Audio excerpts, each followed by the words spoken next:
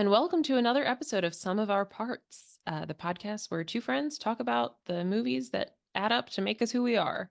I'm Lindsay. I'm Jim.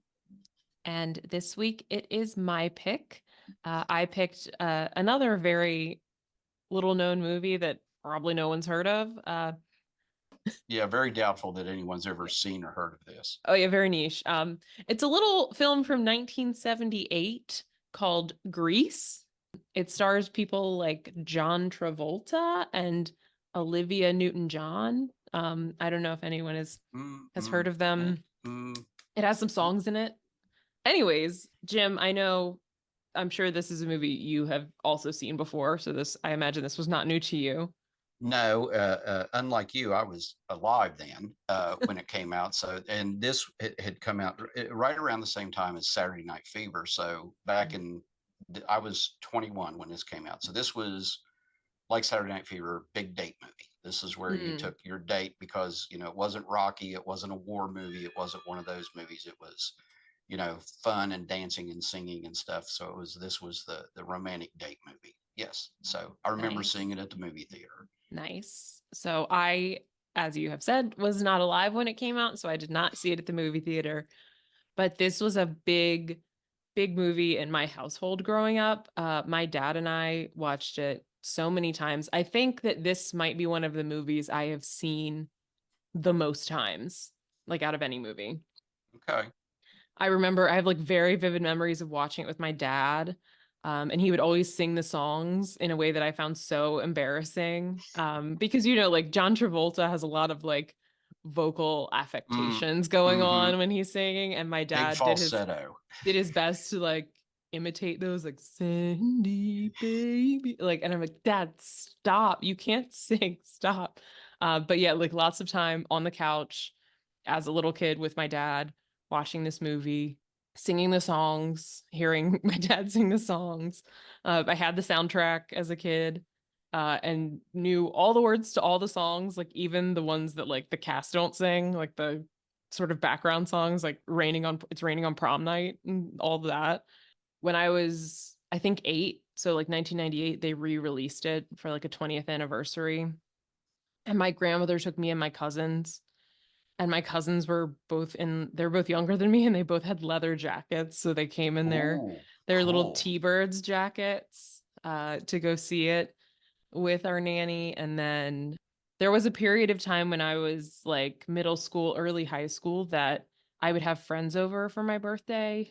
My birthday is around Memorial Day, so usually they would come at some point during the long weekend. And then like if it lined up, if when it struck midnight onto my birthday, we would watch Grease and eat ice cream. And we did this for like a few years in a row. I don't know why, but it was just something that we started doing a couple times. Like my mom would come down and like dole us out some ice cream, and we would just pop in the Grease VHS for a while. I was just going to ask you, was it VHS at first, and then yes, I think eventually we moved to DVD. I have the DVD. So, but I think we started with VHS. But so yeah, Grease has always had a special place in my heart for sure. It's just a fun, enjoyable movie with really catchy songs.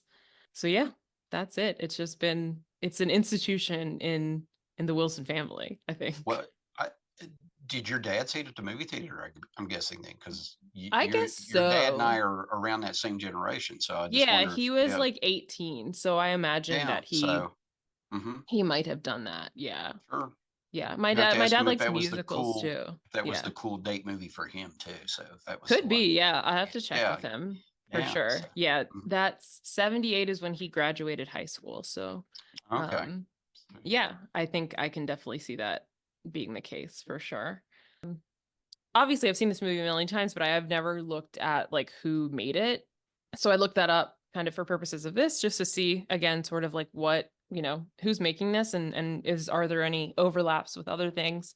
The director was Rydell Kleiser. So this is his feature film debut. He'd only directed he did The Boy in the Plastic Bubble with John Travolta.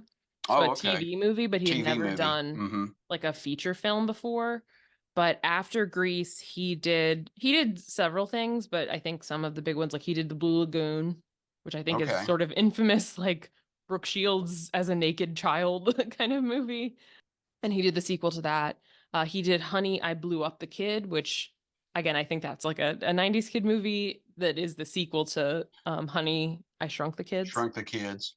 So he did, a few things. He didn't, not super prolific, but some notable things. And it was written by Bronte Woodward, who also didn't seem to be super prolific, also wrote the film The Village People movie, Can't Stop the Music, which Yes, I've seen it. I didn't know existed. Seen it at the drive-in. I will have to check it out because I enjoy The Village People.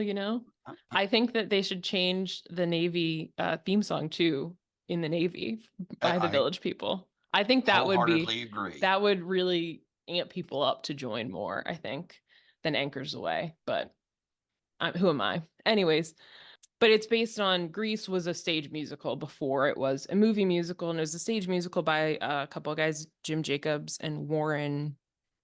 It's Warren Casey, Jim Jacobs and Warren Casey, sorry. But yeah, so it was a movie musical before it was, a stage musical before it was a movie musical. I did read they also had to tone it down a little bit for the movie because I guess the first stage production was a little bit more vulgar in the language and also in some of the some of the conversations that they were having. Yeah, I read that too. Yeah, because also it was like, it's ultimately about like they're like gangs, right? Like this is like right. in the same way that like The Outsiders is about or like West Side Story. Yeah. So like you can imagine a lot more like Yeah, it was rough the and tumble T-Birds and the stuff. Scorpions Yeah. and And I did think about that a little bit in this movie, like some of like the Sonny and Putsy and Duty. I was like, these guys are in a gang. This is a gang, and these right, guys are in a yeah. gang. Really? Like The Kaniki and Danny, you can buy a little bit, but I'm like, these dorks uh-huh. are like they're Or the just guy from the Scorpions who's like, who has the worst skin ever on yes. other than someone who's been disfigured by a Yeah. horrible accident. It's kind of me. It's not his fault he has cystic acne. We didn't have Accutane yet, but Exactly. uh So crater face Balmudo. But yeah, I read that too. And also like in the original one, it's because it premiered in Chicago. The writers are from Chicago. So it takes place in like a Chicago high school. right. But when they made it into the movie, the director set it in a more suburban setting that reminded him of where he went to high school outside of Philly Oh, at like okay. Radnor, I think. But so he went to like a suburban of Philly suburbs high school, and that's what he made it look like more in the movie. Although The obviously movie. like the movie, it's all LA area, like Oh Venice. gosh, yeah. So yeah, Because you if don't you're see ever in snow. no. No, you can go to Thunder Road if you're ever visiting LA. You can go to that area. But yeah, so I think that was something that I read too. And one of the other things that I read about the guys who made the stage musical was, and I think this is a thing that comes up in like criticism of the movie a lot, joking or otherwise, that like Sandy like changes herself for a guy at the end, but they were trying to sort of send up a little bit the common tropes in like 50s movies where there's like a soft kind female lead, and they turn this sort of like alpha male into a more like sensitive guy. So they were kind of going for the opposite of that, where she gets a little more edgy instead of him becoming more sensitive. And certainly he does like try some things to be what Sandy wants too. But obviously, he has a Letterman's jacket and then he takes it off. I was going, yeah, So at the end of the sequence at the end where he's wearing the she leather sweater. she's in like she's fully changed her look. He just like put a different jacket on, so like not a substantial difference for Danny. But I thought it was interesting to see that like they felt like so many of these things, it's like a woman like softens a man, and they wanted to see a man kind of like edge up a woman, I guess. So that's an interesting way to look at it. She still kind of does change her guy, but Right. She adapts to his wants and needs, or it seems to be, as yeah. opposed to the other way But around. also I've had friends in high school. That's like what so many people do when they date somebody new when you're like 17. and you have a boyfriend or girlfriend and like they like whatever thing and you're like, oh yeah, I like that too. Yeah, that's Mhm. like totally, that's my favorite thing. Yeah. And it's not. Not at all. Um, but yeah, like I've had friends do that. I know people who like do that. So it's like, it is they'll go to Sandy will go to college and Danny won't, and then they'll break up. It's fine. Right, yeah. It'll be like the scenes from Italian Restaurant song with Billy Joel. They'll get married, they'll be the king of the prom, but the king and queen Hmm. of the prom, but then they'll get married and divorce 2 years later. Yes. Yes. Exactly. So I thought that it might be a good way to go through the movie by kind of talking through the songs, because for me, I think they're the highlight really. Agreed. And that also kind of follows us through the plot. Mm-hmm. I will say also that a thing you learn when you watch this as a kid and then you watch it as an adult, even if they did tame it down, it's still very much not, there's so much that you like don't get as a There's a kid. I was going to say there was a lot there that as you and as an 8-year-old watching this, I would have thought, I don't know if I want my daughter watching this Yeah. movie. So not at And 8. even before 8, I definitely had seen it Right. before I then. was going to say, yeah. But I will say the good thing about kids is that it just like I just like didn't it just went Didn't over know my what that head. was. Right. Yeah, and Yeah. I wasn't like, Hmm. you know, there's enough there that I could enjoy that like I just was distracted from it, which is good. Which is good. We'll talk about one day the time that I was babysitting kids and I showed them Hairspray in the hopes that they would just enjoy the songs and dancing and we wouldn't have a full discussion, but then I had to explain to them what segregation was. So it's hit or miss sometimes. Although segregation, I'd rather tell a kid about segregation than about all the stuff in this movie. I was getting ready to say, yeah, then, Explain all the terms that they use in Grease Lightning. yeah. So, songs. We start, well, we get a little taste of Love is a Many Splendored Thing. We Mhm. don't hear the whole thing, but that's sort of introducing us to the last vestiges of Danny and Sandy's like beautiful beach getaway moment when they fall in love in the summer and Summer they're about to have romance. to separate and go their separate ways. Oh no. The worst thing ever when you're a teenager because everything feels so serious Oh, um, and consequential. So I'm sure they were devastated. And then we go to the theme song, Grease, which I believe that is Frankie Valli doing singing it. it. Yeah. Yeah. So, uh-huh. And I thought that was cool too that you get like it's like this little cartoon Oh, it's kind of great intro. animation. Yeah. Yeah. It reminds Um, me of the animation from like Schoolhouse Rock a little bit. yeah. But then of course like the Sandy animation is like she's like a Disney princess Right. surrounded by animals and stuff and like I know the with the little birds lifting her sweater yes. Yeah. and And the Danny or like greaser animation is like somebody wakes up in like a ball of like fuzzy messy hair that they have to slick back with their hair grease. Um so yeah, fun little intro. Grease is the word. I didn't when I was a kid I was just like what does this mean? well, I can But still remember being a young man and my dad was using either Brill cream or Vitalis, to put mm, into the hair. And then we, as young, that's what you used mhm. it to get your hair to, Yeah. behave itself. So Did you I mean you were after this time obviously it comes out in the 70s but it's taking place in the 50s like this hairstyle, right? The like comb back the sides and like have no, that sort of curl in the front. That's has to be that is before your time. that was before my time. Although I do remember being younger, a lot younger, and then my Hmm. sister, who's 10 years younger or 10 years older than I am, I can remember she was a cheerleader, and then all the girls look like that, with the big hair and stuff like that. And some Hmm. of the guys, this was back in the early '60s, Mm. still sported some of it because in West Virginia we were like 10 years behind the time. So it was Yeah, the still like trends. 1955. Yeah. It So took the trends a minute to get to you. Yeah. exactly. So yeah, there were some guys who still looked like that around the school and around the Mm. high school. So when we were little. So but So, yeah, but it yeah. was a and I think I read that I think Grease the song was written by Barry Gibb. Yes, I did read that Yeah. because I think the producer, like one of the producers of this movie, also worked on Saturday Night Fever, I think. Oh, So okay. I think they Yeah. were gonna have somebody else do it, and he was like, "Nope, Barry Gibb." Like, Nope. Going to so the main yeah, guy. of course, right? We got John Travolta, we got Barry Gibb, like we're Yep. just keeping it We all in the had it. family. We had a hit with Saturday Night Fever. Let's not rock the boat, fellas. Yeah. So, Yeah. So I read that too, that Barry Gibb wrote it. So which I think makes sense. You can oh yeah. hear it in there. But yeah, I think it gets the energy up to start. And then we kind of fade out as we see like the high school and people walking in. I always love the like first shot that you get of Danny Zuko at the high school when he's like back turned talking to the girls Hmm. and then turns around with like a little wink, kind of little ding. And then, Sandy's there. And that's when we kind of see for the first time like all the T-birds.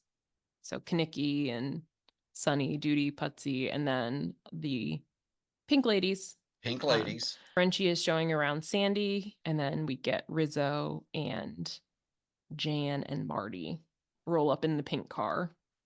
I love the pink jackets and like Oh the yeah. whole the whole vibe. It makes me want to have matching pink jackets with my friends and be a little girl gang. But I think you should. I'll You work know, on it. I'll talk to them. I'll talk to them and recruit them. get your own signature color or whatever. But Yes. pink's always good. But Yes. Pink is my signature color. But yeah, so then everybody's kind of meeting up. And then the next song we get is at lunch when the girls are sitting at the tables outside and the guys are hanging out on the bleachers. And we start asking some questions about what Danny and Sandy did over the summer. summer. And then we get to hear Summer Lovin'. And it's so funny. This song, first of all, it's a great song. It's super catchy. And like everybody's involved. I always love the little doo doo doo doo doo doo doo Mhm. doo, the little Tell background. me more. Tell me more. Yes. The little background vocals. And it's so funny to hear like Sandy is just like, we held hands and it was really nice. And Danny just being sort of like wink wink. Uh-huh. Like, oh yeah, she got down in the sand. Yes, she was good, you know what I mean? Like all Yeah, of this stuff. And it's like, you were lying. Um, as most guys do. yes, yes. And I love the little asides from like, did he have a car? Can Right. she get me a friend? Did he spend Um, money on you? yes, yes. It sounds like a drag. Because Rizzo Uh-huh. is not into it. Like Rizzo has already decided upon seeing Sandy. She is Yeah. too pure to be pink. She is not. I'm not here for this. And she kicks her and Patty Simcox into the trash can, which is mean. Like Rizzo is openly very mean from the beginning, but it's kind of funny. It is. I'd made a note, and I'd seen it, but I think Stockard Channing Rizzo's character is probably of all the people in the school, she's the coolest person in the school. For sure. For sure. You know. And like she also has like an arc. The rest of them are kind of Yeah. like, Yeah. nobody changes that much. But I think, has an arc. Rizzo is my favorite character I can in see this why. movie Yeah. for sure. Because I think that she is like interesting and funny, and also think Stockard Channing is probably one of the best actors in this movie. I agree 100%. I don't think that like if I were to say like who I relate to the most, I am not the Rizzo in a group at all. Like I said, she's kind of mean. I hopefully am not that mean. And I think she is like way like cooler and edgier than I am. I am too much of a rule follower to be Rizzo. I think I would put myself in like a Jan Frenchie kind Hmm. of person. Still a little bit, not like Sandy. Sandy's too like boring, but still a little something there, Yep. but still like kind of nice and a little tamer than Rizzo. I see. Well, and I see what you mean, but well, not knowing you all your life, but knowing you are, I see you maybe as Rizzo at the end of the movie. I can see that. I can do that. You I know, can not as vindictive or not nearly as mhm. sour on life as she was before, but also a little wiser, but also maybe a little kinder. Yes, yes. And not pregnant. Woohoo. Oh, spoiler alert. Spoiler alert for everyone who's not seen this movie from 1978. So yeah, Summer Lovin', I think that this is also the beginning of the Travolta like vocal affectations. Oh my God. The part that always gets me is like at the end of the song when it's like summer dreams ripped at the seams, and he goes, but, and she goes like, oh, and he goes, oh. And then when they do the last high note, he like Uh-huh. takes the higher one It, over Olivia Newton-John. So he's in the nine. And it's like, why are you doing that? But I it's often like, wondered if anybody dubbed that for him because it's a high, it's a high note. it's a It's a high high note. C. I also noticed a lot of these songs, whoever wrote them, it must have been like, well, it was the same guys that wrote the show, but like they love to end on like a high note. Mm-hmm. Mm-hmm. Like Hopelessly Well, Devoted to You, and I think Sandy does. Like a bunch of these songs, like I feel if you like most listen songs go like down. They end on like if you but listen to a they, lot of 50s and 60s songs though from that time, a lot of them do end up on a high note. So, some of the like from that's true. the old doo-wop songs and so on and Mm-hmm. so forth. So, That's true. That makes sense. That makes sense. But yeah, and it and just maybe he was trying to invoke that, which I think he did, because yeah. there are some classic songs throughout the movie that from that era that they play, Mm-hmm. Mm-hmm. especially during the dance. Yes, I listed a bunch of them, and those are ones that like I also really love, even like separately Oh, from the songs that the oh cast yeah, do. oh yeah. So yeah, we'll talk about those one by one also. So at this point, they are like, "Oh, who is this guy?" And Sandy is like, "Oh, his name is Danny Zuko," which immediately, obviously, Rizzo, all the pink ladies know who Danny Zuko is, right? Because Rizzo has had a thing with him before. He's their like male counterpart. Like everybody knows who Danny Zuko is. But Rizzo, being the mean person that she is, decides they're not going to tell Sandy. Yeah. And And she also clearly is like the leader, because even Frenchie doesn't tell her. And you would think that Frenchie would tell her, but Rizzo is like, mm-mm, we're not. We're not yeah, doing that. And everybody just falls in line exactly. um, with that, which is, we know that this is probably not going to go somewhere great, because Rizzo is not doing this out of the kindness of her heart Oh, to I'm not sure. Yeah. tell Sandy about this. So fast forward, Sandy becomes a cheerleader. They wear those long, long skirts. They have a bonfire and pep rally. Did your school have bonfires? My school would have never had a bonfire. Oh, yeah. So, yeah. Oh, yeah. That was the pep rallies. Oh, yeah. You had a bonfire. Oh, yeah. Oh wow.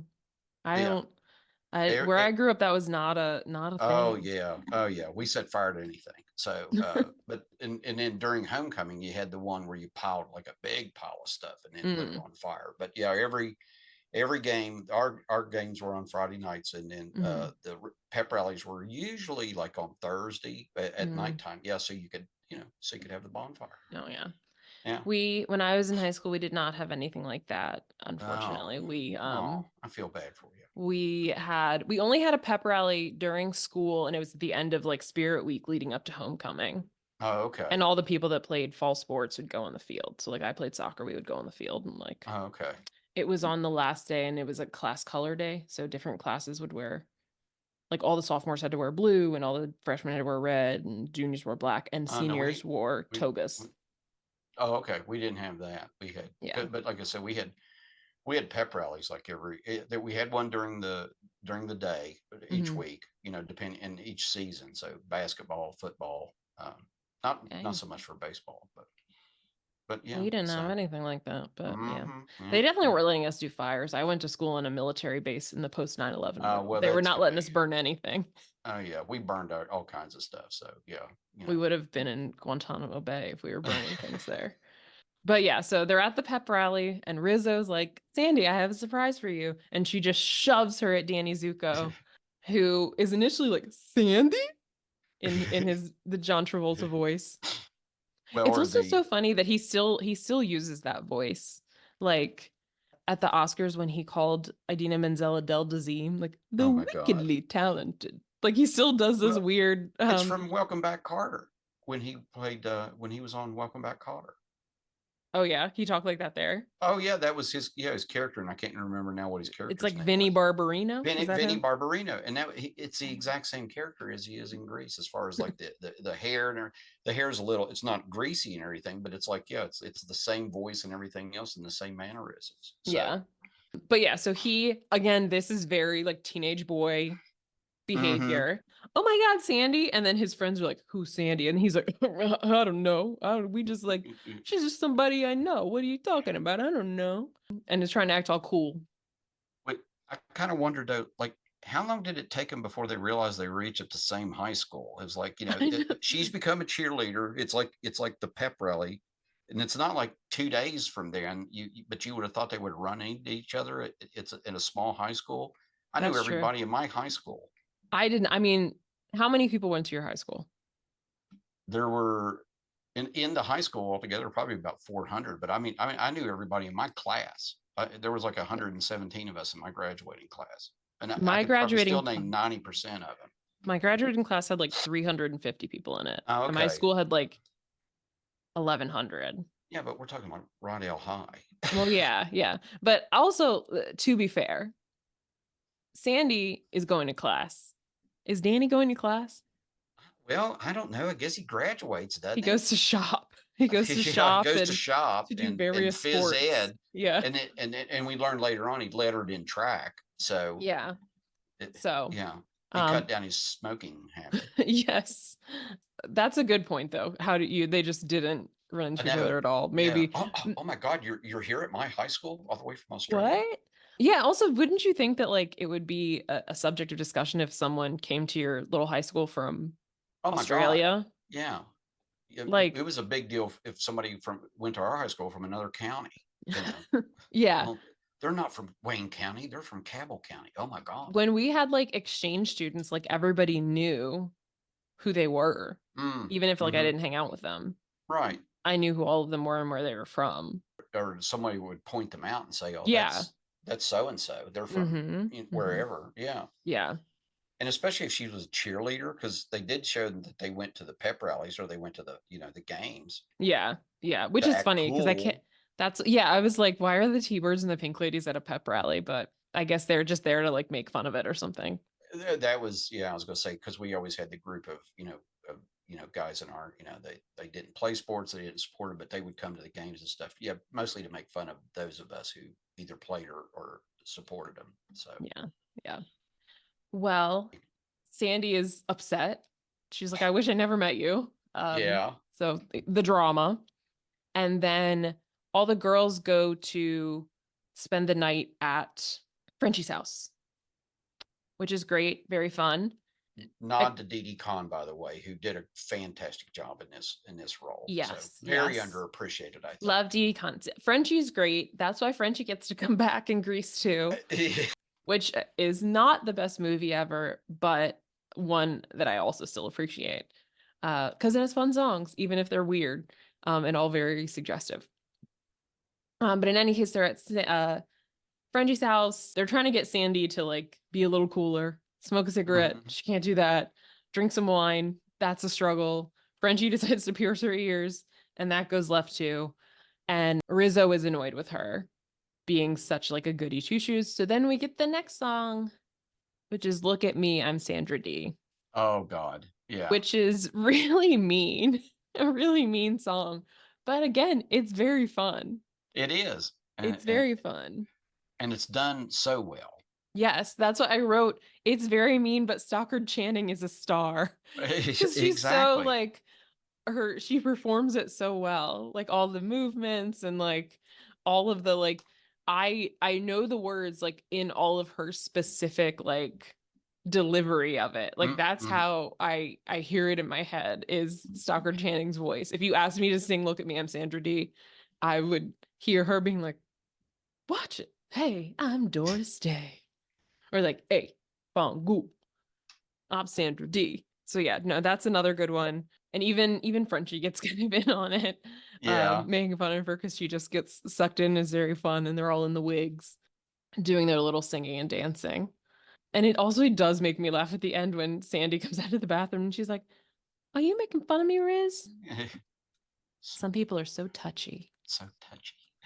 As if she wasn't just making fun of her. Exactly. Oh So my God, yeah. yeah, I was, but get over it. Mm. Yeah, it's so mean. But again, it's like such a catchy song. The doo doo doo doo doo Oh doo yeah, doo yeah. doo doo. Yeah, that music is great. Well, then we transition. I think also then we see Rizzo go out, and then her and Kaneki.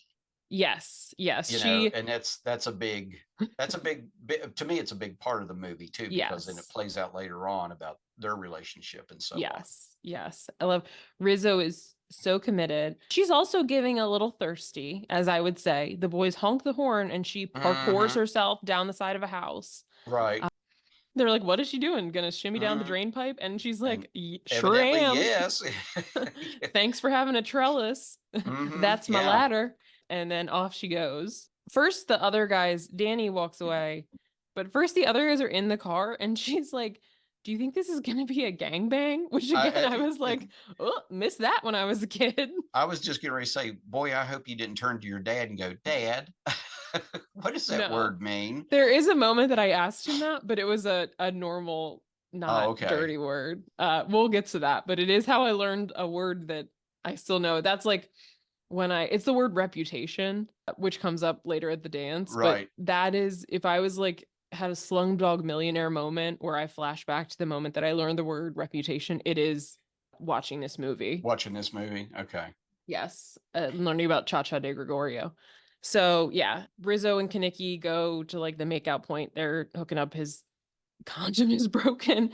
I did like that part too because Kaneki's all cool and you do get a little bit of like Yeah. dorky. He's like, "I bet it's the seventh Seventh grade." grade. So his 25-cent insurance policy. Yes, which wasn't a very good one apparently. No, well, Um, and I thought that there was a good point, especially for the time of the movie, though. And I'm just going to say this. So he didn't force her.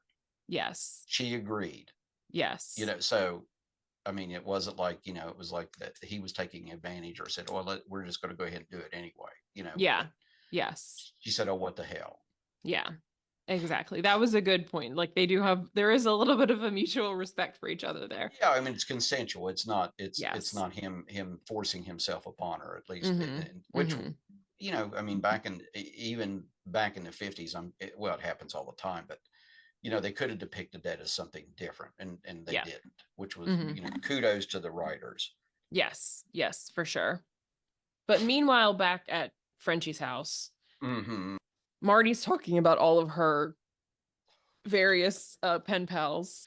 Rizzo calls her a one woman USO because she unfurls her wallet and it's just like a a long line of pictures of various service members she's in pen pal relationships with. Right. She's writing letters, I guess, to all of them. So, She's writing letters to like the entire armed forces of the United States, apparently. yeah. Uh, and Sandy's going to write a letter. She goes outside to think about that. And instead, she sings Hopelessly Devoted to You, which I think is probably one of the more like kind of main songs of this movie, Oh, right? Like oh one of the yeah. ones that, Yeah. There's four that stand out to me, but that's yeah. definitely one of them. So, Um, and I think it's a great song. oh And yeah. I think that it does capture a little bit of like, as I said, obviously the people playing these people are not teenagers, they're all adults, but like they're going up to Stockard Channing's like Hmm. 34. So there is a range of ages, all of which are older than high school, but I do think that it captures a little bit of that, like I said, that sort of like in high school when you're a teenager and you have like a boyfriend or girlfriend and everything feels like so consequential. Oh Even yeah. though in the Oh, grand scheme of things, like it's just not. it's nothing. Yeah, but it's life But or like death. at the time, right? I am hopelessly devoted to you. Yes. My Yes. head is saying, fool, forget him. My heart is saying, don't let go. So it is a great song. And it is another song that ends on a high note. So I guess we are Hmm. continuing in that sort of 50s doo-wop thing. But I think it's a great song. I love it. It's one that if I had I'm not in Olivia Newton-John's vocal range, so it is a bit of a struggle for me to reach the notes, but it is a great one, I think, to sing along to. Oh yeah. Yeah. A Well, they all good, are. I think. Yeah, they all yeah, have that same characteristic, that it's something that you can sing along to it, and not have to be the great vocalist that, she was. So, Yes. Yes, for sure. But yeah, and I think it just like it captures like the emotion of it mhm. in a way that is, I think, very authentic. So I think it's great. And like Olivia Newton-John is a great singer, so it's nice for her to have her moment Yeah. in the movie Uh, too. I had read where she was nervous about this because, she said she wasn't an actor, she was a singer, and Mm-hmm. she wanted to audition for it, and so they did. They did an audition scene. I think they said that it was either the director or the producer said there was no backup choice. He Yeah. wanted her for this role. He said if she didn't do it, he was going to put on a blonde wig and he'd do it. So that was I think I read that like they were like trying to figure out who to go with initially before she came along, and like they were considering people oh like okay. before she was hired. Like they Mm-hmm. Carrie Fisher, Oh Marie really? Osmond, and Ooh, Margaret. Um and Margaret would have been good. yeah. They rejected Carrie Fisher because they didn't know if she could sing. Good And point. then Marie Osmond turned it down because she has to become a bad girl. And Marie Right, that was Osmond good didn't want to because do of the that. reputation. Yeah, I Yeah. could see that, but I could see Anne Margaret doing it though. Yeah. That would have been an interesting choice. Hmm. But yeah, I think that the producer like encountered Olivia Newton-John.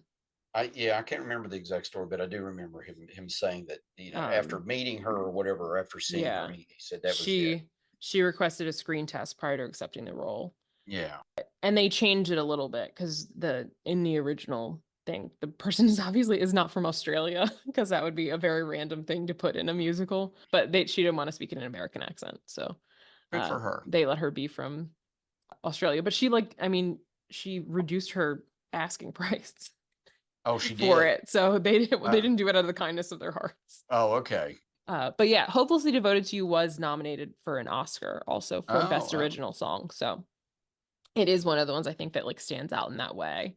I agree. Um, but yeah, so we have Rizzo and Kaneki at makeout point, and Crater Face Valmuto and his girlfriend Cha Cha show up to rear end his car.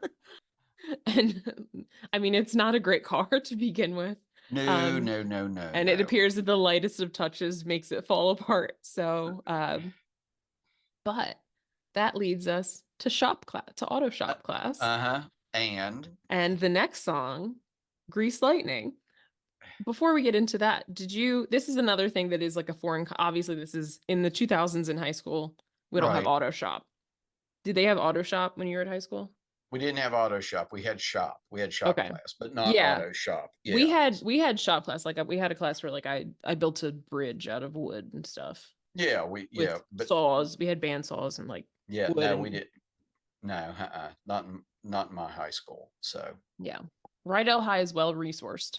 mm-hmm. Um, So, I will say we did have like sort of like Votech high schools that I think had yeah, and I was going to say auto now shop. I was going to say there were Tech schools in around the area that you could go do that. So Yeah. actually, after high school, my younger brother went to Tech school to become Mm. an electrician. So Yeah. Yeah.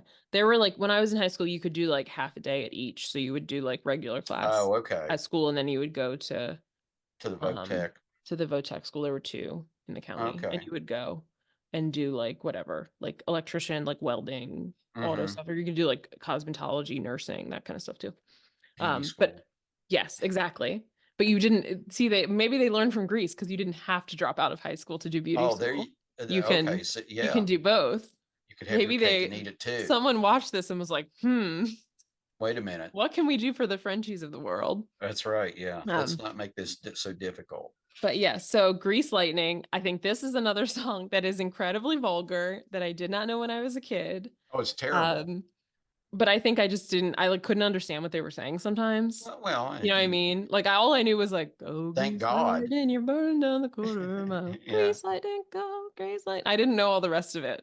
right. But it's Which was like, probably a good thing.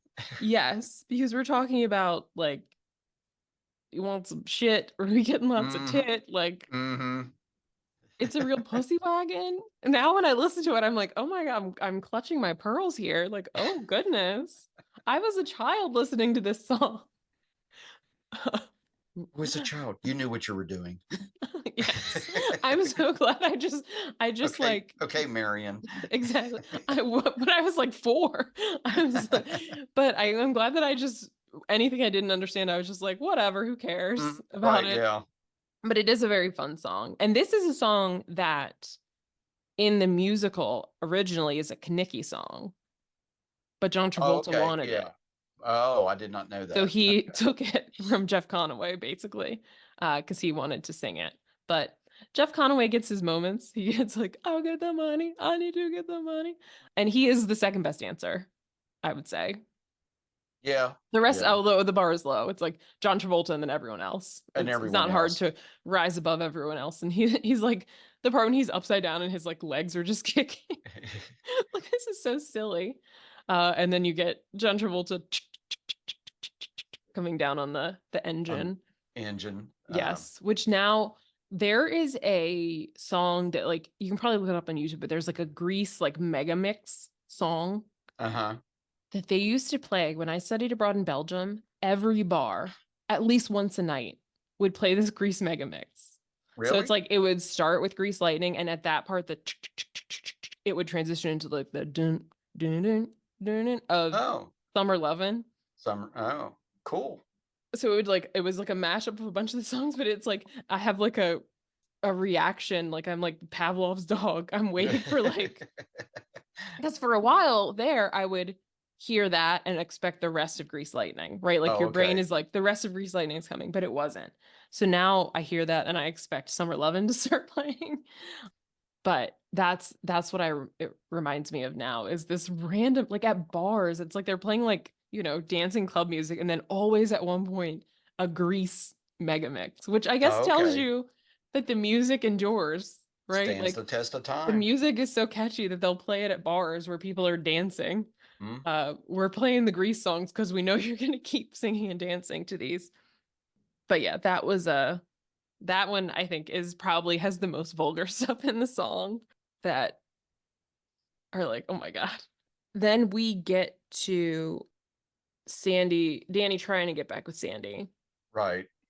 We also get one of my favorite lines when Sandy like asks him if he's jealous of the big like lunk of a guy she's on a date with. Oh, oh. And he goes, come on, Sandy, don't make me laugh.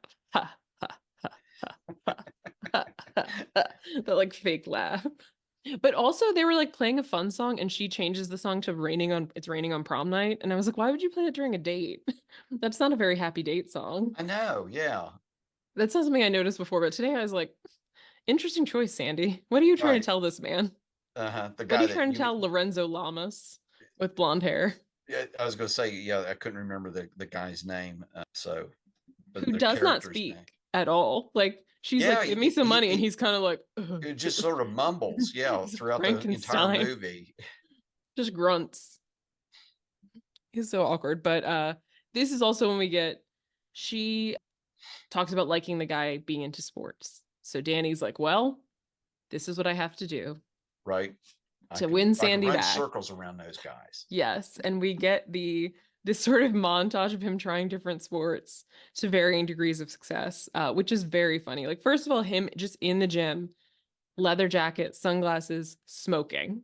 Uh, and my sorry, I got to interject. Sid Caesar, who Mhm. plays Coach Calhoun, comedy legend, and just and for those younger that don't know him, please Google him and look. He was on your show of shows. He had a TV show in the 50s. He was the king of comedy. So, Mhm. but he's so yeah, like let's cut it back to 2 packs a day. Yes, yes. And then we So, get John Travolta in the gym uniform with the highest shorts you've ever seen. oh yeah. And he goes to play basketball. And first of all, he does this like walk, this sort of like that like fake limp kind of walk. Mm-hmm. And he looks ridiculous. He doesn't know you have to dribble in basketball. He punches a guy in the stomach to steal the ball. So basketball's not it. Then we try wrestling Right. against the biggest man at That Rydell was High School, funny. Yeah, when he apparently. says, "Here's your wrestling partner," and he said, It's just like a "No." giant. Yeah. And that just doesn't work out either. Baseball hat pulled down, so he can barely see. That doesn't work out either. I do love the part though when the umpire's like strike, and And he he pulls pulls the the mask. mask and lets it hit him back in the face. That part's funny too. Coach Cullen's like, put the bat down, put the bat down. Finally, he figures out that you can play, you can do sports without like interacting with anyone else. Right. And maybe a great way to do that is cross country running. You run very far, Long distance long running. distance running. Long distance, far away. I Yeah. love that. Yeah. So He does that.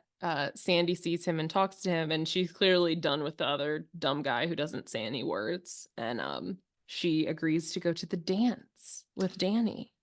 the dance off, right? Yes. And yeah, they call it the dance off, and because they're going to be on national TV. Yes, they're going to be on National Bandstand, which is obviously American Bandstand, but Yes, they can't call it American Bandstand. But before that, they go on a little date at the diner that everybody goes to. That part's funny because they're trying to. Danny's really trying to not be seen. He's With still self-conscious, Sandy. obviously, and everyone, the whole group, just comes over and joins them. This is another where we get another one of my favorite lines, which is when Rizzo is trying to cover up all of her hickeys from Kanicki, and he says, "A hickey from Kanicki is like a Hallmark card,"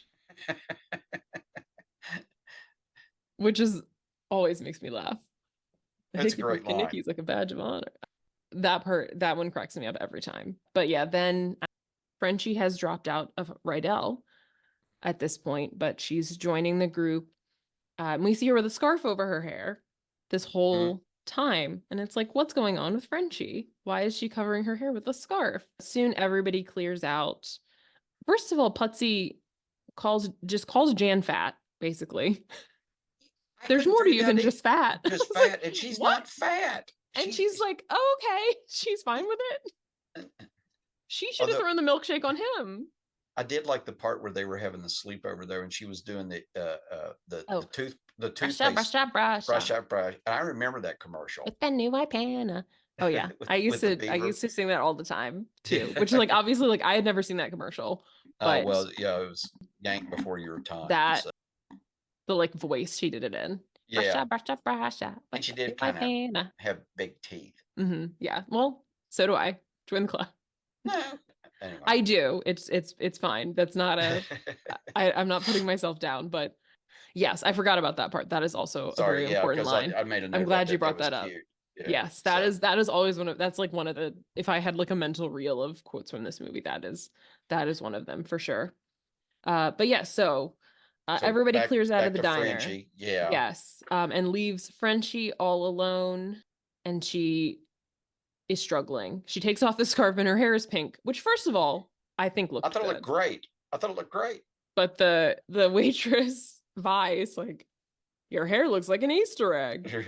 And again, another shout out to another great legend, Joan Blondell, played the waitress. So fabulous actress. So yes, she's great. I love her. I love the part later when they showed clips from the dance and all the ladies at the diner are watching and they're like, look, it's Danny and Sandy, and like, look, it's Frenchie. And that part was so sweet to me. But anyways, Frenchie is here and she is obviously like, what am I doing with my life? Because clearly I'm not that good at the beauty school stuff. Yeah, she's having trouble in all the classes, she said, Yes. And then her guardian angel appears. Frankie Avalon. Oh, yeah. To insult her up and down, read her to Phil. But again, I think beauty school, all the like, because they're all these sort of like doo-wop type songs, they're so catchy. Like for me at least, like that style of music is just so infectious to me. So Beauty School Dropout, great song again, super insulting.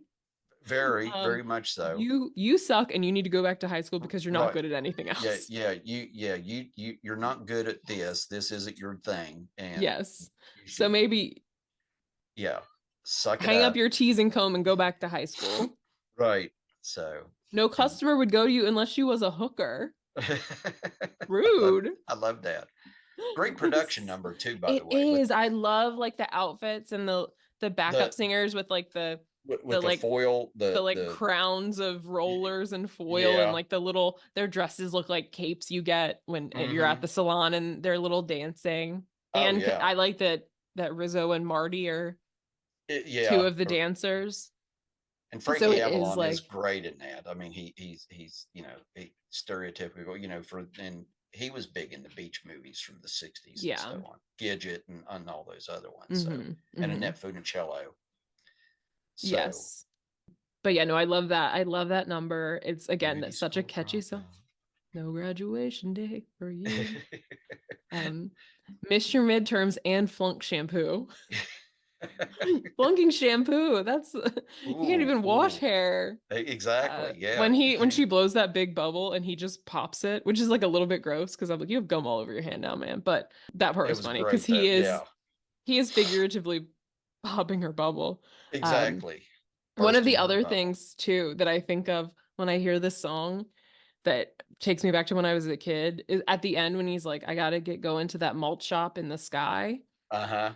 I didn't like know what a malt shop was when I was a kid. And so Oh, like when he said that, I was like, is he saying like mulcha? Mulcha? Mach? I was like, what is he saying? I don't know these words. And then eventually I was like, oh, he's saying mulch, but like I didn't have a malt, concept of a malt of what a shop. malt shop was. Well, Yeah, yeah. So it was, when I was a kid. So I was like, what is this word? mm, Mulcha? Like when I was little and I would sing it, I would sing mulcha, which is not mulch. also not a word. It's like mulch plus Malta. I don't know, but when I was a kid, I had like no concept of a malt shop, even though I watched Happy Days, but I think they called it a diner in Happy Days. But They did, yeah. so So, a malt shop was just a foreign concept to me. so But this, I think when I was a kid, this was one of my favorites. My other favorite was, we'll talk about later, but this was one okay, of the ones I loved. I think because of the whole like production right. of it with the dancing and like da da da da Mm-hmm. da da da. Oh, it's The great. backup singers, so great. And then next is the dance, the big The the big big school dance dance off. with the dance off. So everybody kind of goes with their partner. Rizzo and Marty show up with Craterface, and Kaneki shows up with Craterface's, I guess, ex-girlfriend Cha Cha, Cha Cha, so they can get back at each other. who Marty evidently is immediate everybody's ex-girlfriend. apparently this is a very small dating Mm-hmm. pool here Mm-hmm. in the Yeah. Rydell High School area because like Rizzo was with Danny and then she was with Kaneki and then Cha Cha was with Danny and then Craterface and then Mm-hmm. Kaneki and then And back to Craterface. It's Crater like Face, and there's then nobody else here that you all could date. But Marty comes in, she immediately is into the host of National Bandstand, Vince Fontaine. played Uh by oh, I looked his name up, but I can't remember his name. Ed Cookie Burns. So, Yes. who was an actor and a singer, and it was Cookie Lend Me Your Comb was a big hit for him in the '50s and the '60s. So Yes, he yes. was He like a is one. teenage guy. Yeah, there's a bunch. I like you said, there's a whole host of like kind of legends that are Mm-hmm. playing like a lot of the older characters. Like there's Sid Caesar, like you talked about, and Vi at the diner, and at Burns. Did we talk about Frankie. Eve Arden? Yeah, Frankie Yeah, Avalon. Eve Arden, Eve who Arden is the principal, who was mm-hmm. like kind of a film legend, which you can Oh tell yeah. when you watch this movie because she talks in that accent that everybody talked in. That's like, are you Oh, British? she's and classically trained, and then like I said, she played a teacher in Our Miss Brooks and on the radio in the '50s, Mhm. and on TV for a short period of time as Yes, well. yes. And then other kind of legends that we see, Alice Ghostley, who is the Mm-hmm.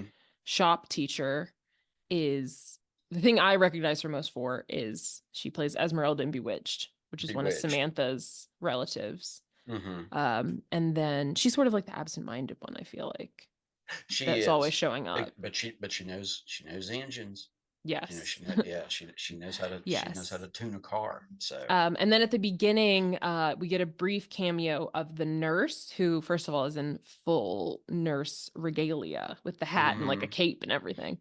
She's like Madame Pomfrey from Harry Potter, but she is played by Fanny Flagg, who was also like a popular like actor and Mm-hmm. writer, and often a panelist on the Match Game Very at the time. very witty person. And Mhm. if you ever read, if you get a chance, read any of her books. So Yes. For Yeah. example, if you know the movie Fried Green Tomatoes, she wrote Exactly. Fried Green Tomatoes at the Whistle Stop Cafe. Yep. So So check that out. But yeah. yeah, so there's a lot of like kind of legendary. It's kind of cool that like there's a lot of the sort of adults in the movie are kind of like Hmm. legendary figures, and then you have maybe a sort of newer, Yeah, the newer they're not all super generation. newer, but like definitely newer than those folks playing kind of the younger people, which is sort of like that actually reminds me of Harry Potter too. It's a similar dynamic, but like It is, British. yeah. You sort of have the old crew, the old gang, it's sort of welcoming or transitioning into the new one. So it's Yeah. that Yeah, bridge. So absolutely. oh yeah. So So, the dance. The dance, very fun. Frenchie. I will say, if I'm talking rating fashions, I like Rizzo's dress. oh yeah, she looked Probably the great. best, the red with the black Looked polka dots and the fabulous. little black tulle at the Hmm. bottom. I also, we don't love cha-cha, but I do think her dress is fun, although she lifts it Hmm. up a lot. I hope she's wearing like cheerleader bloomers because we see them the entire Mm-hmm. time she's dancing. But I do like it too. Yes. It's like the black with the blue. Hmm. And I like Frenchie's outfit also. She Oh looks like yeah. her date, Judy says she looks like a beautiful blonde pineapple. Hmm. And she does. What? Yeah. She has like the yellow sort of frilly dress and her hair kind of sticking up. So she does look like a pineapple. But And Danny and Craterface, and then Kaneki, they that's sort of leading it, that we sort of dressed like that for our mhm. proms and stuff in the 70s. So you're You didn't wear the ruffle shirts? we did wear the ruffled shirts. That was the only difference, was like we wore, but we would wear the matching, the shirt would match the date's dress, so like Hmm. Hmm. either the shirt did or the ruffles would match. You had to Yeah. figure that out. But Yeah. I've seen a picture of my dad in like the tan. He had the hmm. tan suit with the ruffle shirt. Right. So yeah, you would go, and they would always, because they would say, well, what color do you want the edging on the ruffle to be? Is it Mm, blue, green, yellow? What date? What's your date wearing? yeah. So Although you Danny match it. didn't really match Sandy because he's wearing a pink shirt and Yeah, he did. she's wearing what looks like a christening. Like she looks like she's going to her first Well, communion. I know it was like it was a little virginal. Is that Yeah, I is guess that that's like what they're trying to convey with trying her, to but it is trying a to little with like convey? the little capelet I know the on little, the little shrug. I'm like, where everybody okay. else is like, because even back in my Everybody, you day. can show your shoulders. Like we're Yeah, not in exactly. church. Yeah. Uh-huh. But yeah, So, so this is when we get, I think, some of the great music. And hmm. these are songs that I really love and like also know all the words to, even though they are not like the songs from the musical. No, So these are like standards. These are rock and roll standards. yes. Or So there's a few songs they play when they're warming up, and then there's a few songs that they play when the broadcast starts and the contest has officially started. So we can just talk through one by one. So sure. we start with Rock and Roll It's Here to Stay, which is Hmm. very fun. Yep. And that's when everybody kind of launches into it. And then we have Those Magic Changes.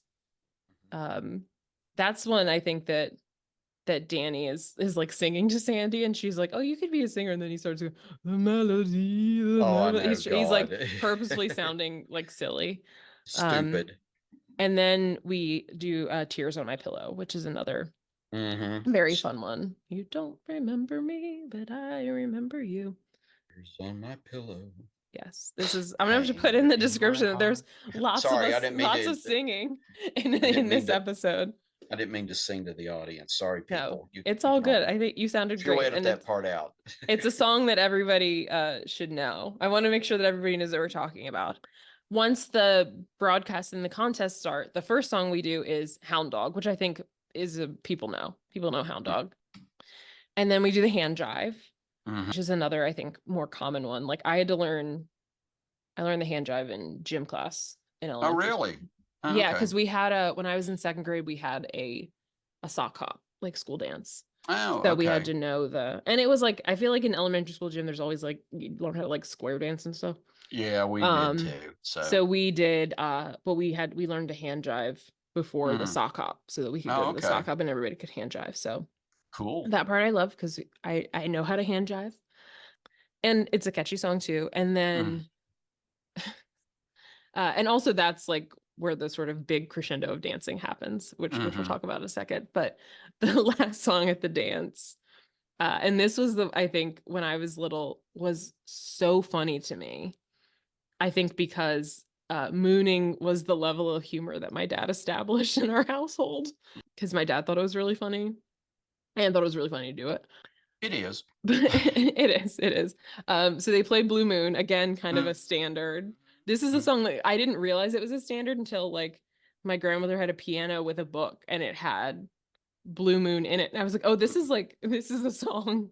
This is not just to Right. introduce people mooning the camera in Greece. But at this point, when they play Blue Moon, Sonny and Duty and Putsy all go in front of the camera and moon the camera. Moon the camera. Which then cuts to immediately like the next day at school when their principal, Eve Arden, is threatening to send the pictures to the FBI, who have technology to identify people by their butts and would press federal charges against the perpetrators, which is hilarious. Something about the FCC or something, wasn't it? It was like some sort of broadcast violation or something. Yeah. Well, and she said the FBI has people who can find you. So the FBI, that was too funny. You know, those FBI like butt profilers can tell who you are by your bare butt. But yeah, I think the dance is great, and it's also a moment of some drama. So lots of drama. Yes. So I mean, first of all, we have the introduction of Cha-Cha. Cha-Cha. So Kaniki starts up with Cha-Cha and he introduces her to everybody, and Danny is immediately like, oh, I know her already. He turns around and sort of paces a little bit, and she says, they call me Cha-Cha because I'm the best dancer at St. Bernadette's. And Frenchie says, with the worst reputation. This is the moment when little me said, Dad, what does reputation mean? Oh. I don't know if he told me or if I looked it up in my dictionary, but that was the point of me. That was when I learned the word reputation. So if someone asks me when I have children, if they're like, Mom, what does reputation mean? I will flash back in my head and go, odd you should ask. Let me tell you a story about a woman named Cha-Cha. Cha-Cha de Gregorio, the best dancer at St. Bernadette's with the worst reputation. But so that's happening. Vince Fontaine is being incredibly creepy. Oh, much so, because he's, a lot older than yes. Marty. We've had discussions in the past couple movies about, somebody who's 17 and someone who's like 20. Okay. This man's like 40. 30s. Yeah, well, yeah, we'll say he's got to at least be in his 30s, and she's 30, like 17. 17. So like he's twice her age. Vince Fontaine, what are you doing here? Predator. Yes. Yes. He's predator. And also because later she says that he tried to like slip something in her drink. I know. It was like, ew. Gross. But yeah, even when like they go live and he's like, do you all know Marty Maraschino? Because you should. And she's like, what? Yeah. That happens. Then the live broadcast of National Bandstand starts. And what's funny is they're like, pretend the camera's not there. Just do what you're doing. And as soon as the camera turns on, everyone rushes to the camera to try to get in front of it. Camera. Yeah. Yes. Shoving people out of the way. But that's the part when the ladies at the diner can see them and point them out, which that part always is so sweet to me. And we also see John Travolta's sister as one of the waitresses. Yes. Ellen. Yes. Ellen Travolta. Yes. She's the one with the dark hair. Like next to who looks just like John. Yes. Yeah. Once that kind of starts, things start sort of getting a little chaotic, right? Because everybody's trying to be on camera. We have a little frenetic. Kaniki and Cha-Cha and Rizzo and Craterface are getting vulgar. And physical. Kaniki's doing a great move where he's like miming like grabbing Cha-Cha's boobs over and over again and slapping her. Yeah, that was miming slapping her. He's not actually slapping. But I'm like, oh wow, what a great exactly what you should do at a high school dance. Exactly. Although to be fair, I grew up in the 2000s where everybody was like fully grinding. So I can't speak about the vulgarity of dancing at high school dances. Okay. But they weren't doing that, at least. At least. But then, when we're doing the hand jive, first of all, there's a moment where you see the guy Tom doing the hand jive with Patty Simcox, and he looks like Frankenstein. He looks like a giant robot. He looks like someone twisted something to wind him up, and he's just doing trods along. But then thankfully, out of the crowd of people, Danny and Sandy come with their full choreo to save the day with their good dancing. Until go ahead, drunk Sonny drags Sandy away. And she's like, Sonny, what are you doing? And who should step in for her but Cha-Cha de Gregorio? And Danny is captured by the music. Whatever. Keeps The heat of the going. moment. Yeah. He just keeps on dancing. Which this is the part when I'm like, Cha-Cha, put your skirt down. Why do you keep lifting your skirt up? Like she's doing can the whole time. That I thought about that. I thought, was she trying to audition for the Moulin Rouge? Yeah, it's like dun, dun, dun, dun, dun, dun. But anyway. Mm-hmm. So yeah, that's the end of the dance. Obviously, Danny and Sandy do not end at a great moment. So we pick up at the drive-in where Danny and Sandy are together again. And he is trying to explain that him and Cha-Cha, they didn't go together. They just went together. Right. And which means trying to nothing. Explain the difference. Yeah. She's like, it's the same thing. Danny is really giving F-boy here. He's a mess. Yeah, he is. This part too, I think, has a lot that I missed as a child. I'm sure. When he tries to, he like elbows her while he's trying to give her his ring, and then he gives it to her, and then throughout the movie, or while they're waiting for the movie, just tries to cop a feel more and more. I also, the thing that I never got when I was a kid was when she slams the door and he appears to be in pain. Missed that totally. Okay. Yeah, I was like, oh, maybe like the door hit his knee. Mm-hmm. No, no, the door did not hit his knee. It hit something else. I wrote a note I wanted to ask you. So it was a thing when I was in high school to give, the girl that you liked your class ring. Was that still a thing in high school for you guys? For you? No. Okay. No. So everybody when I went to high school didn't even get class rings. I think people started to be like, kind of, what's the point a little bit? I got one. Yeah, I still have mine. So I got it back. I only gave it to one person. So, but I got it back.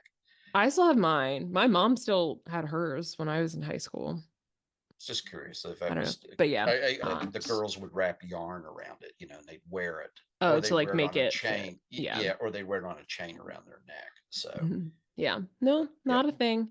Not a thing when I was in high school. I got various things, like, a hoodie, or like I had one boyfriend give me like a wristband, like a sweatband, with like a band or something on it that we liked, that kind of stuff. But all right, not the ring. No. Okay. They have another argument, right, because she flips the ring back to him. So yes, she's like, I'm not gonna stay in this sin wagon. And you can have this piece of tin. Meanwhile, Rizzo thinks that she might be pregnant, which, again, this is something that I totally missed when she said, I'm like a broken typewriter. I skipped a period. Yeah. Which I think is, I'm like, that's a clever way to put it. It is. Yeah. It's a great line. So, but again, when I was a kid, I totally missed it. But then, and she's like, Marty, don't tell anybody. And Marty's like, yeah, I'm not going to tell anybody. And immediately starts the telephone line. And everybody knows in 10 seconds. And of course, it reaches Kaneki just as Rizzo is walking by Kaneki, conveniently, for her to hear about it from him. And she's like, don't worry about it. It's somebody else's problem, which I don't think is true, but I think she's just trying to push him away. No, I think, I think everybody, would think that, no, she's just saying that, she's mad at him. So, yeah, exactly. But we get to our next song. Once Sandy leaves, Danny sings the song Sandy. This is a song that my dad used to always sing when I was a kid. And I like, it made me hate this song because I was like, Dad, stop. Because he would also try to do the like, like all of that. Or like, why, that. You need to record your dad sometime doing that. So I will. I haven't watched Grease with him in a while, but we need to watch it again, maybe. And yeah, there you go. Listen to him sing it. But yeah, like that was the one he was always doing. And I was like, Dad, this is so embarrassing. Like, it would just be the two of us at home. And I'm like, I'm embarrassed. So yeah, Sandy, that was one that like always stuck out to me because that was like my dad's one. Yeah. But yeah, that and the like, why, why. What are we doing? Because it lives in my brain. I've heard it so many times. But yeah, and also it's funny to me. I'm like, you're just singing a song and like walking in front of the screen. at the Well, drive at the drive-in. or sitting But on the swings. it I was can the remember. previews. It was the Yeah. previews still. A lot of Um, commercials. A lot of commercials at the drive-in I remember for those days. refreshments. Oh yeah, that was let's all go to the snack bar, something like that. Oh Yeah, yeah. yeah, yeah. So Mhm. it was the popcorn and the soda and the ice Yeah. cream bar all dancing. Yeah, or the Yeah. ice cream Yeah. sandwich. I miss the drive-ins. But yeah, so Sandy, the other part in Sandy that I think is common to this era of music is the part, the talking part. Mm-hmm. Sandy, my darling, I know I Yeah. hurt you real bad. I think that's kind of common in this Uh, era yeah. of music. I think it's so silly. It's that part is so corny to me, but it is of the time. It is there. If you listen to a lot of the songs from the groups back then, there was Mhm. sometimes there was a part in there where the lead would talk or somebody else Mhm. would talk through a stanza or two. So Yeah. Sandy, my darling, I know I hurt you real bad. I also like not, also the way Travolta like delivers yeah, it yeah. does So not one cheese of it my up a little favorites extra. in this one. Yeah, I think I like all the songs where Olivia sings, a lot Yeah. better. So Yeah. Yeah. For the like it's Grease Lightning's good only because it's not just him. It's the yeah, yeah. whole. For like the solo songs, this is like my least favorite. Yeah. Oh yeah, Because it's definitely. like the solo songs are like Hopelessly Devoted to You, this one, and then There Are Worse Things I Could Do, which we get Yeah. to. Yeah. That and That's the next song. Sandra D Sandra Day, yeah. is sort of like Rizzo by herself because And then when Sandy like does the reprise of it at the end, yeah. I like those better than Oh this yeah, one. yeah. But as I said, this one has like this is like my dad's song, so it does have Well, like a there you special go. place. But there was a period of time when I was like, I cannot listen to this song anymore because my dad's always singing it. But yeah, so it's about to be the next kind of main event is Thunder Road. It is Hmm. the illegal street race that their auto shop teacher is going to accompany them to. Right. Yeah. What an Yeah. understanding teacher. There is a really sweet moment too before they head to Thunder Road when Kaneki is trying to ask Danny to like back him up. And they do Right. have this moment of sort of like vulnerability, like connection, but then Uh-huh. they're immediately like, hey, and they gotta start punching each other and like walking Right. away, like all cool, like they can't be like, hey, like you're my friend and I really care about you. Yeah, you're And my they're like, buddy. hey, whatever. Yeah. But yeah, that part I always love. It's like will you be my second, like a Thunder Road? Yeah. And then they're like, anyways, yeah, whatever. We're big guys. We don't have feelings. We don't care. It's right. Or we don't show that we care. We don't show any feelings. We're No, tough.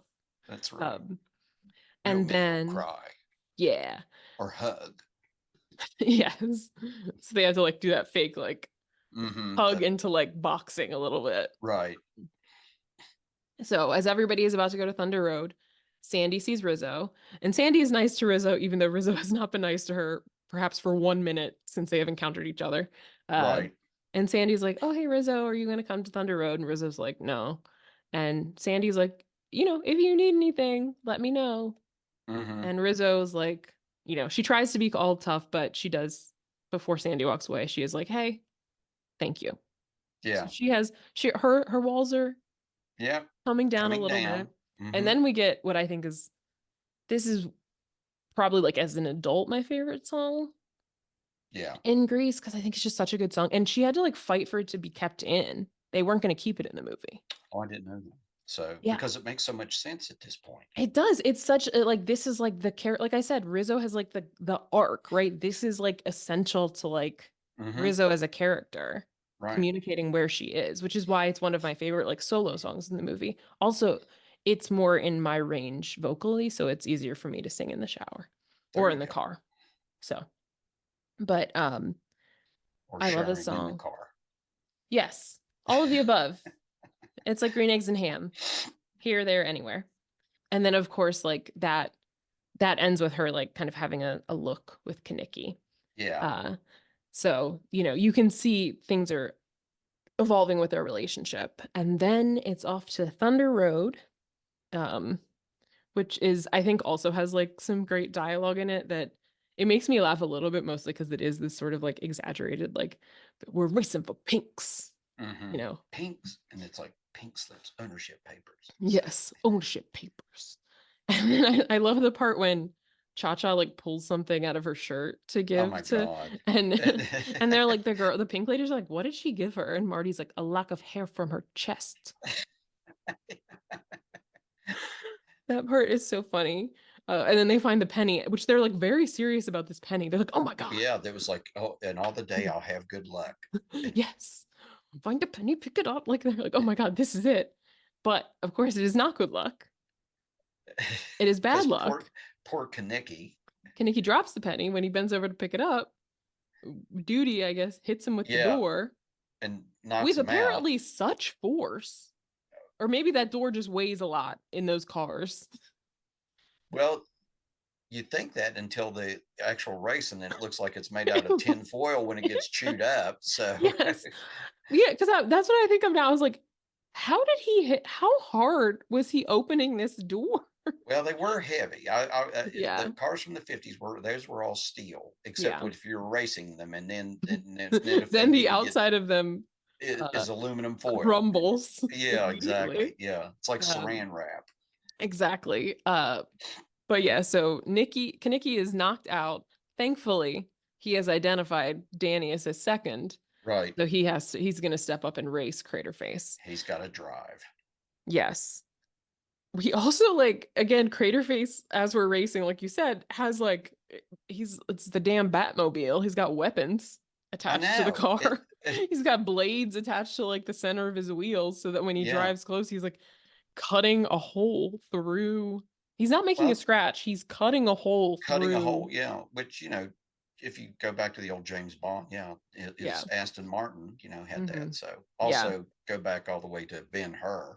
Yes. It also happens in The Little Rascals, the 90s movie The Little Rascals. There's a car race and Oh, okay. I have not the seen. but at the end of that movie there's a car race and this rich kid has a fancy car Oh, that has a blade that pops out and like with the cuts into it. gadgets. Okay. Yes, yes. But anyways, yeah, he's doing that. He's got weapons. He's cutting into the Grease Lightning car, but somehow Danny prevails, mostly because he like when they're crossing this little puddle of water, he drives off like a ramp, which also when he drove off the ramp and landed, Did you the see the car car? looked like it was falling apart. Exactly. I was going to say it It looked like like separated and came back together as he it, landed. there was no way that car was going to make it in one piece to the Right. next 10 feet. But lo and Thankfully, that behold, was like the end. yeah, I was going But to say, Craterface got stuck in like the puddle. He yeah, couldn't make it through. So yeah. Danny, the good guys won. One Sandy, meanwhile, had showed up to watch the race apart all from the alone crowd. up on Yes. the embankment or whatever that is up there. Frenchie, again being the only one who cares, comes to check on her and says, Sandy, are you okay? You don't seem happy. And she's like, And, no, I'm not, but you can help me. And this also is when we hear the Look at Me, I'm Sandra D like reprise. So this is like right, her being like, casting off that image. yeah, I don't have to be like that. Why Right. am I'm Yeah. something more than what they see kind of Hmm. thing. Like I'm more than this like image that I've Yeah. been cultivating. So this is the signal that she's about to change, which I do think makes it feel a little bit better when you hear that because it's like it's not totally just like I want Danny to like me. It's like, oh, I am like more I've than this as a person. right. You know I've what I mean? grown. Yeah, because she has an arc also Yeah. a little bit, not as much Yes. as Rizzo, but yeah, she's sort of changed from that goody two shoes, if you want Yeah. to call it that, She into a loosens up a little bit. She loosens yeah, up a she little does. bit. Right. So yeah, we hear that and she asks Frenchie for help. And then we are at the last day of school. Yeah. And Blanche is also, I forget the actress's name, but she's also like a famous actress of Yeah, old. she's and I Plays can't her. think. Yeah, she's been in a lot of things too. Yeah. But she's doing her little, I love her little xylophone intro to the morning announcements. And Dun, she's doing a little too much. She's like doing a full solo. And yeah. the principal is like, you have to stop. You have to stop. And then they're both saying goodbye to the senior class and they're getting all emotional. Blanche, stop your blubbering while she's crying also. Right. And then it's the carnival, which also seems cool. That's not something we had anything like that when I was in high school. I would have loved that. We had those. we had them in grade school, especially, but we had them in high school too. Carnivals, the school carnival. I loved those as a kid in grade school. My mom and dad would take us, We didn't have anything there'd like that be when I was. prizes and games and stuff. It was fabulous. And then it was held on the school grounds. So, but it was, yeah, it was great. I I had still nothing remember like those. that. What happened to schools? What happened to this country? You kids ruined it for everybody. Whatever. We had fun. Clearly, we did not. We Well, had hey, nothing. I didn't so get yeah, anything on my last day of senior. My last day of senior year, I just went to class and then I went home. we had It was senior my eighth. slop day. Mm, You just wore whatever you wanted to. mm. In my yearbook, I have a picture of my class. Yeah. Well, I do think probably you guys dress nicer than we did on a regular basis. There were people when I was in high school who did come in like SpongeBob pajama pants to school. No, we didn't. No, we didn't. Yeah, that wasn't So allowed. It was senior a big slop deal day was for. every day.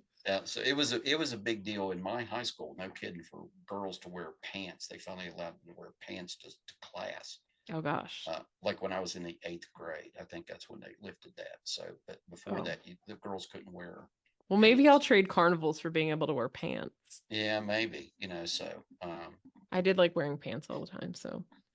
But yeah, we did not have anything like that when I was in high school, and it would have been cool if we did. yeah, But it was great. Yeah. be a lot More, cooler if you did. more's the pity. So, Yeah. Well, that's what happens. I don't know. It was 2008. We're on the verge of a financial crisis, I guess. No, no money for no money for frivolities. no money for frivolities. And I always blame I went to school in a military base post 9/11, so it's probably that too. They probably Right, thought that there was exactly. Yeah. Terrorists in the carnival games or something. Exactly. So everybody shows up. First, the T-Birds are all there. Mm-hmm. Most of them have flunked phys ed. You can pie teachers, Right. and they try to pie Coach Calhoun. But unfortunately, the T-Birds, they flunked phys ed for a reason. He said if you'd shown up, he goes, you wouldn't have missed me. And then that dorky guy, Eugene, shows up, and he hits him first try. And he's like, oh, you'd be a great pitcher, kid. I could use you. You got an arm. Yes. And the T-Birds are not happy with that, so they pie Eugene. Yeah. And then Danny shows up with his Letterman's jacket, which at the time was was a sweater. Yeah, it was good. Yeah. Even though it's like clearly summer, they're wearing all black plus leather and sweaters, which is not a great choice of wardrobe, but no. But here they are. And they're like, what are you doing? And he's like, yeah. it is kind of, he's like, I really care about you guys, but I really care about Sandy too, which is nice. It's like, oh, good. You can finally admit it. Yeah. You're not hiding anymore. Right. Like you were before. So I'm glad that Danny got to a place that he could be honest with his friends about his feelings. That's good. That's good. More guys, do that more. Right. Grow. Learn. And then we hear the whistles. We hear the noise in the crowd. What is happening? And then we see Sandy. Well, we see the T-Birds look. Yes. First. Yes, like, the T-Birds look. Like the look. Danny is like what? Danny is the last to notice. To turn around. Yes. And then there she is. Black, like tight, shiny pants. Which I had heard and I read they had to sew her into those. Not surprising. They were very tight. Well, she said on the first day the zipper broke, closed, and they only had the one pair, and they had to sew her into those, and she had to stay in them for the whole day. Oh no! They would take her out of them, and then sew her back into them for the next. So she couldn't go to the bathroom. She could not go to the bathroom. She said it was horrible, but she said sure. you did what you did. But yeah, anyway, so it's a look. Yeah. But yeah, she's got the tight black shiny pants. She's got the little red heels, black like tight off the shoulder top. Her hair is curled and teased and blown out to to no end. Yes, it is. And there's a lot smoking. Well, and she's smoking, yes. And my favorite part is when she does it, when they start singing and she doesn't, she's like, what do I do with this? Yeah. And the girls have to tell her, like, put it on the ground and put it out with your shoe. But yeah, we get another Travolta vocal. Sandy? Sandy? And then, tell me about it. Stud. Stud. Oh my God. And then we go into another one of, I think, the best songs of the movie. It's the best song of the movie. It is, without a doubt. I think that's fair. I think that's fair. So you're the one that I want. To me, it is. Yeah. No, I think that that's a fair thing. I have like my particular favorites because they have like different, Yeah. things, but I do think it's fair to say this is, well, because it's also like this is the culmination of like that whole storyline, right? Right. And it starts, right? The beginning lines of the song are like some of the best, right? They're cheesy because Travolta is being Travolta, but like, I got chills, they're multiplying. It's electrifying when he like falls over. That part. Shape up. Yes. And I think like, thinking about it now sort of more critically than I had before, but I do think like this is a good song because she's like, listen, I did all of this for you, so like you better be worth it. Exactly. Because I need you to shape up. So yeah, you gotta prove yourself. Exactly. You better not mess this up. Exactly. Yeah. Because I did this for you. So step up, man. Exactly. You got to step up the game.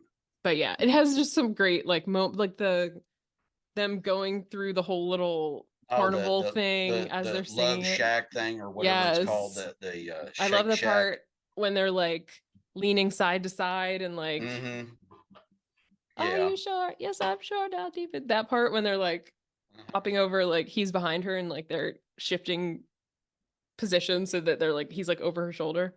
Right. And the part when she's like, feel your way, and he goes, wow, and also falls over. He does a lot of that in this song. It's mostly him being shocked at things and her being like, you better step up. So, but yeah, that's great. Also at the carnival, Rizzo reveals that she is not pregnant. She's like, that false alarm. Yes. When Kanicki's like, why are you on a ride? You're pregnant. And she's like, it was a false alarm.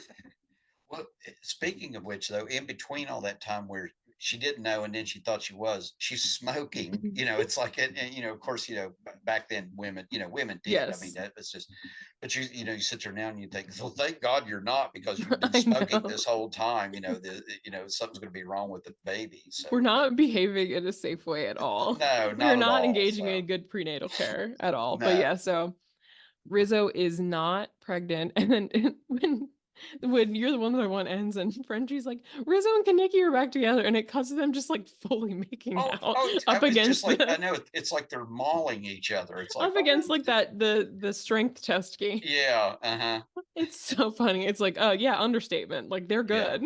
Yeah. Like clearly the old saying, eating face, yes. It's like yes, that is what we were doing. And then the last song is We Go Together. And I think this was my favorite song as a kid. Mostly, I think, because it's full of nonsense words. Oh, okay. Like, I can see that. Yeah. Because like rama lama lama kadinky kadinky dong. Like it's all just like stuff like that. Just silly like words and syllables. So I think for a little kid, that is like that's fun. But some of those are from the old songs like Rama Lama Ding Dong, and stuff like, that was all from the old, some of the old doo-wop stuff. So yeah. But yeah, when you're a kid, it's just like they're just saying stuff. Yeah, they're just saying crazy stuff, and the dancing is fun. And then it all leads to the auto shop teacher did tease this earlier. She said about the grease lightning car, if it were in any better condition, it would fly. And then we see a nicely refurbished, even better car, restored, and lo and behold, Danny and Sandy fly away, and everybody's just waving at them like, I know, it's bye. Like they just turn, and it's like it's like just chitty chitty bang bang, it's like exactly. The flying car. Bye, guys. We'll be back. The best couple at school gets to fly away in a car. Bye. If you showed it at that kind of ending to some other movie, you think, oh, they've died and they're going to heaven. Yes, they're dead. They were killed in a car wreck, and they're ascending. So yeah, Danny and Sandy are just celebratory at the end. I guess everything is worked out, and to celebrate, they are flying away in a car. So and no one seems to be bothered by that. Yeah, everybody's just like, oh, there they go. Yeah, there they flying go. away in the car like you do. Bye, Danny Well, and Sandy. yeah. Hope you land safely. So, Yeah. See you later. But yeah, so that's Grease. a fun, fun, great movie. Hmm. You saw it as, when you were a lot younger. I saw it, like I said, when I first saw it, it was one of those, yeah, the date movie. You took your date to go see a movie, and it was fun. And then Hmm. years, and I've watched it. This is something when it comes on, I still watch it in part bits and pieces, because there are parts I like. I like the last part, when Sandy comes out, and she's changed and everything. And Hmm. I like Stockard Channing. I've always liked her, and, Yes. and ever since this. So, and I've followed her along. Which, by as an aside, I know we mentioned, or did we mention about the ages of some of the actors? So I Stockard think we Channing was mentioned 34 hers. years old. Yeah. Yeah. She was the So, oldest of and everybody. and Olivia Newton-John was 6 years older than John Travolta at the time. So Yeah, which is kind of none of them crazy. were spring chickens, as far as like they weren't just 20 or 21. So Yeah. I think that's the case often with high school movies though, right? Because like in yeah. Clueless, Stacey Dash was like almost 30. Was she And really? yeah, she was like 28 at least. Okay. And then in like High School Musical, the one girl, I can't think of her name, the black woman that's in it, she was like 30 also. And like Zac Okay. Efron and them were pretty young, but like she was much older. So I Okay. feel like there's always like that with Well, I think uh at that age, they're still, and especially if lighting and makeup and stuff, play a mhm. part of it. But people are still youthful. You look like you could still be in high school. Thank you. You I'm do. also 34. I could be Rizzo. You could be Me and Rizzo. Stockard So Channing. Me and and I think Stockard I'm the Channing. same age as Coach Calhoun. So I could definitely be the high school athletic coach. Yeah. Would- He had a great outfit too, can I say? The like Oh, the sort of cut off khakis and well, chucks. they I would kind of wear that roll. outfit. The like rolled up khakis with the gray sweatshirt and the chucks. Like I would wear that. Oh I would yeah, wear yeah, that now exactly. Yeah, and look very hip. that would rock today. So, but For sure. and For sure. and also a nod to him too. I like the big speech he gave at the pep rally, where he talked like, we're going to slaughter them, and we're going to tear them apart, and we're going to rip their arms off. Then we're going to go back Yes. here and ring that victory bell. It's Yes. like, And I also like that. Well, before that, the principal is like, this is the person who's going to lead us out of our like 5-year losing slump. And then he was like, we're going to kill him. It's like, you're probably not. yeah, that, or hasn't he always been the coach? Wasn't he the one that led the 5-year losing slump? It seems that way.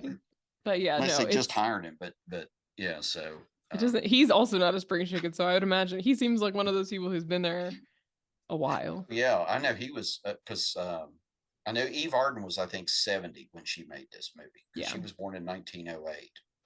I'd read, Ooh. and Sid was probably around the same age, Sid Mm-hmm. Caesar, Mm-hmm. so pretty close to it. But And yeah. Joan Blondell, I think Joan Blondell Mm-hmm. was right around that same age. So, but Yeah. yeah, so a nod to the oldsters that were in the Mm-hmm. movie. Yeah. Yeah. I think, again, I think for me, it's like, it's so fun. The music is great. I love seeing the sort of like the aesthetic and the wardrobe, Mhm. and like everybody's hair and, the pink ladies and T-birds, even though again, they softened them up. So they're not like full gangs anymore. I would have liked to have seen the original stage production to see how bad it really was, how much they had to Yeah. tone it down, just to get I an idea. saw it on stage, but I wonder if like since once they were doing it on stage after the movie came out, if they kept the tone of the movie rather than Right, because I don't softer. remember anything different from Yeah, when because I they said that. saw it on stage. I was going to say, yeah, I've never seen it on stage, but just the movie. And then I did read on the original cast of the movie that, unfortunately, the actress that played the actor, I still say actress sometimes, who played Cha Cha, she died several years Mhm. ago. I think like 10 years ago or something like that. So she was, you know, relatively young. Yeah. And I mean, obviously Olivia Newton-John. Yeah, I was gonna say we should. Um, Yeah, yeah. it- Unfortunately, and Olivia Newton-John kind of like an iconic, obviously, I think became sort of an iconic like musical. I think more kind of oh iconic yeah. for music and musicals, right? Because Mm-hmm. I think of Grease, I think of like Physical, and I Mm-hmm. think of like Xanadu. Xanadu. Exactly. I've never watched it, but I've watched like the video of like her Oh, singing Xanadu, and I know oh, like the words to the song Xanadu, Gene Kelly. but I've never watched the movie. But It's yeah, some of these other like Twist of it's Fate. interesting. Anyways, I think Grease too, like you said, it being enduring. I think that like the theme and the overall story, like this is in a lot of like teen movies, right? The makeover, Sure. the like the guy and the girl are from two different like crowds, and Well, somehow they still come together, right? Like that well, story is like it's so timeless. many. It's Romeo Yeah, and Juliet. exactly, exactly. You know, It all has those roots, and it's all like Isolde and like Tristan. Yeah, yeah. exactly. Yeah, the mismatched or star-crossed lovers or whatever you Hmm. want to say. Yeah, it's Hmm. just yeah, and Yeah. then just go. But this one, it is. It's a lot of fun, and Hmm. it's it, I've yeah, I'd watched it before, but I hadn't. I can't say that I've sat down and watched the entire movie for a long time that I can Yeah. remember. So Same. I enjoyed seeing the whole thing again, all over again. Hmm. Because there are parts that either you forgot or like you said, just sort of like go over your head, or just Yeah. the first time you see it, you don't think much of it. So and then plus this, since we've been doing our podcast, I don't really sit and take notes when I watch movies, and until we started doing this. Hmm. So you Yeah. know, It does make you consider it in a different way for yeah, sure. you're sort of analyzing it, or maybe at least you write down references so you won't Yeah. forget later on. So, but Hmm. anyway, so Yeah. And it's always like now that we are talking about all these other movies, we like can consider them all in sure. context with each other too. So, And I think as people listen to us, hopefully that, and as we talk about more and more movies, I think that they're going to see a common theme, hmm. that for both of us, not just movies that you and I both like, but that movies that you like and movies that I like, and then all the this I can see why Jim picked this movie because of the other movies he picked, or why Yeah. Lindsay picked this movie, or look, they both have a movie that they both have in common, or something that Hmm. of that. So Hmm. but Yeah. good Absolutely. pick. This was a great choice. So I mean, I think because it's it was fun to watch. yeah, So it's a classic, and I think it's always nice to revisit. sure, And now I'm probably gonna go listen to the soundtrack for the rest of the night too. Uh, soundtrack. work on my There Are Worse Things I Could Do, just in the Okay, shower. start shopping for your jackets for your Yes, gang. yes, To get that absolutely. together. So I'll find an embroiderer too to put our names on them. So I'll be Rizzo. okay, and Just kidding. I do love the part too when she's like, "Call me by my first name," and he's like, "What is your name?" I know, and we don't know, and then Betty. Betty. Yeah, so I forgot about that till you said that. Yeah, call Yeah. me by my first name. What is it? I don't know, because I don't even think we know Kanicki's first name. So, Yeah. you know, any of them. So Right. except for Danny. Danny Zuko. Yeah, I don't know Yeah. what Frenchie's name is. I know that No. Marty's name is Marty Maraschino, like the cherry.